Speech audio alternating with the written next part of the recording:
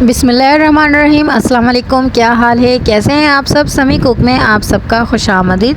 Unique recipe केरी के शरबत के साथ आज आपके सामने हाजिर हुई हूँ। शदीद गर्मी में ये केरी का ठंडा शरबत पिएं और लू लगने से अपने आप को महफूज रखें। बहुत इजी रेसिपी है, वीडियो का कोई पार्ट मिस नहीं करेगा। चले स्टार्ट करते हैं। केरी को मैंने छीलने के बाद इसके 4 हिस्से बना दिए और सादा पानी में इसे बॉईल कर लिया। पानी में ना नमक चीनी कुछ भी शामिल नहीं करना है, बस सादा पानी में इसे बॉईल कर लेना है उस वक्त तक जब तक ये गल ना जाए। तो ये देखें 1 घंटे तक मैंने बॉईल किया था, इस तरह से ये गल के रेडी हो चुका है। तो जब कंप्लीट गल जाए तो फिर इसे हमने एक छलनी की मदद से पानी से बाहर निकाल लेना है। केरी को मैंने कंप्लीट गला लिया है। इसके बाद इसे रूम टेम्परेचर में आने देना है। जब ये रूम टेम्परेचर में आ जाए तो ईज़िली हम इसकी जो है गुठली को बाहर निकाल सकते हैं। तो हाथ को अच्छे तरीके से वॉश कर लें और इसके बाद जो है इसके गुद्दे और गुठलियों को अलग कर लें। एक साफ़ बर्तन में गुद्दे को हम अलग रखेंगे और गुठलियों को भी हम अलग से रखेंगे दूसरे बाउल में।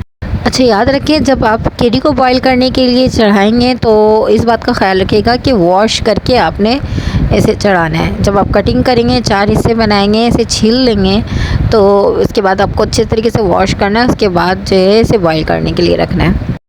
जब तक मैं गुद्दे को और इसके गुठलियों को अलग कर रही हूँ, आप फ़ौरन से मेरे चैनल को सब्सक्राइब करें। इस तरह से मैंने सबको सेपरेट कर लिया है, गुद्दों को और इनकी गुठलियों को भी अलहदा रख लिया है। तो अब बताती हूँ कि मुझे इनकी गुठलियों को करना है क्या है। अलग बाउल में जो मैंने गुठलियों को जमा करके रखा है, इसमें मैंने पानी शामिल करना है 1 कप के बराबर। क्योंकि इसमें तकरीबन गुद्दे लगे हुए थे तो इसलिए मुझे एक हाथ की मदद से इसे जो है अच्छी तरीके से हमें इसे मैश कर लेना है। और फिर इसके बाद जो है हाथ की मदद से जो है हम सारे गुठलियों को इसमें से निकालते जाएंगे।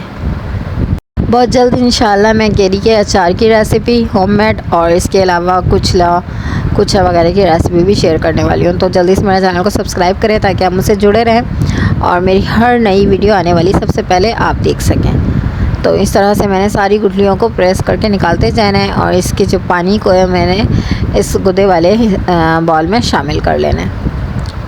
अच्छा, ये तकरीबन जो है मेरे एक जूसर जग के बराबर हो गया था। तो मैंने जो है इस जग जितने केरी हैं इसके लिहाज से मैंने 4 कप भर करके इसमें शुगर शामिल किया था। ठीक है, तो शरबत का नाम ही मीठा होता है, तो मीठा जो है आपने अपने हिसाब से शामिल करना है। अगर आप बहुत ज़्यादा मीठा पसंद करते हैं तो फिर आप इसकी क्वांटिटी बढ़ा भी सकते हैं। मेरी केरी के गुद्दे निकालने के बाद जो है ये जूसर मशीन की पूरी 1 जग के बराबर जो है फुल होकर के केरी निकल गए थे। तो लेकिन मैंने इसको हाफ हिस्से में जो है इसे ग्राइंड किया। एक हाफ जग में मैंने 2 कप शुगर शामिल किया, फिर हाफ जग में मैंने 2 कप शुगर शामिल किया।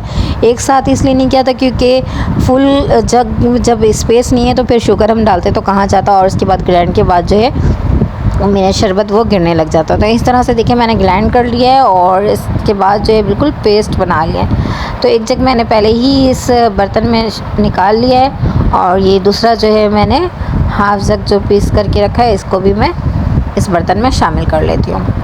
तो जब केरी ग्राइंड हो जाए तो फिर इसमें पानी की बारी आ जाती है। अच्छा, पानी आपको किस लिहाज से डालना है, पानी आपने जितना ग्राइंड करके निकाला है 2 जग अगर हो गया आपका ग्राइंड करने के बाद तो आपने 1 जग पानी शामिल करना है। अगर 1 जग हो गया है तो आपको हाफ जग पानी शामिल करना है। मतलब जितने भी आपके ग्राइंड करके जो है केरी निकल गई है उसके हाफ आपने पानी डालना है। और ख़याल रखें कि पानी बिल्कुल यख ठंडा है आपने शामिल करना है और उसके बाद जो है इस चम्मच की मदद से मिक्स करना है। पहले तो इस तरह से आपने हिला लेना है, उसके बाद ऊपर नीचे करना है। एक डोंगे की मदद से आप लेते जाएं और इसे डालते जाएं। ये कम से कम आपने 2 मिनट तक लाजमी करना है ताकि पानी के साथ जो है सारे केरी आपस में मिक्स हो जाए और ये एक जगह हो जाए। पानी ख्याल रखिएगा बहुत ज़्यादा शामिल नहीं करिएगा, ये थोड़ा थिक सा होता है शरबत। ठीक है, अगर आपने बहुत ज़्यादा पानी शामिल कर लिया तो इसका जायका जो है इतना अच्छा नहीं आएगा।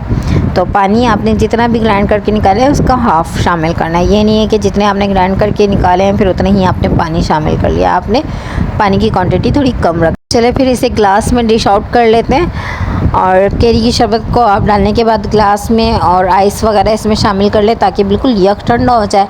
और इसके अलावा आप इसमें काला नमक ऊपर से शामिल करके इसे किसी को सर्व करें या फिर आप ना करें। जिसे पसंद है वो काला नमक इसमें शामिल कर ले और जिसे नहीं पसंद है तो वो नहीं करे। इसलिए मैंने पूरे जो है शरबत में काला नमक शामिल नहीं किया है, क्योंकि कुछ लोगों को पसंद होता है और कुछ लोगों को नहीं होता है। इसके अलावा हमें इसे फ्रीज़ भी करना है, तो हम जो है काला नमक इसमें शामिल नहीं करेंगे। बस ठंडा शरबत बनाएंगे यख पानी के साथ और इसमें आइस शामिल करेंगे और यह शरबत जो है ठंडा ठंडा शरबत सख्त गर्मी और शदीद गर्मी में शरबत का मज़ा लेंगे। आई होप कि आप लोगों को मेरी वीडियो अच्छी लगी होगी, और अगर अच्छी लगी है तो आप मेरे चैनल को जल्दी से सब्सक्राइब कर लें। इसके अलावा जो शरबत बच गए हैं मैंने इसको एक बॉटल में शामिल कर लेना है और इसे हम फ्रिज में रख लेंगे। इस तरह से खाली सी कोई बॉटल ले लेंगे और इसमें जो है हमने सारे शरबत को खाली कर लेना है और इसे फ्रीज़ कर देना है। जब कोई गर्मी से बाहर से आए या फिर सुबह के टाइम में कोई बाहर जा रहा हो तो आपने ये एक गिलास शरबत का देना है और जो है गर्मियों से और लू से जो है अपनी जान छुड़ानी है। आई होप कि आप लोगों को मेरी वीडियो अच्छी लगी होगी। फिर मिलेंगे नेक्स्ट वीडियो में, जब तक के लिए समी कुक की तरफ से अल्लाह हाफिज़।